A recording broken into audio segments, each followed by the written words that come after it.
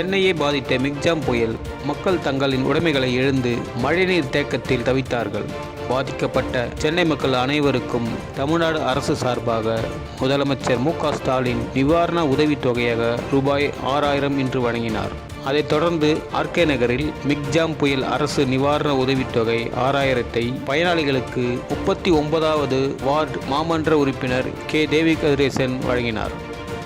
மற்றும் இந்நிகழ்வில் மாநில நிர்வாகிகள், மாவட்ட நிர்வாகிகள், பொதுக்குழு உறுப்பினர்கள், பகுதி கழக நிர்வாகிகள், வட்டச் செயலாளர்கள், வட்ட பிரதிநிதிகள், வட்டக்கழக நிர்வாகிகள், மாவட்ட பகுதி வட்ட அணிகளின் நிர்வாகிகள், கழக மூத்த முன்னோடிகள், கழக தோழர்கள் என அனைவரும் கலந்து கொண்டு நிகழ்ச்சியை சிறப்பித்தனர்.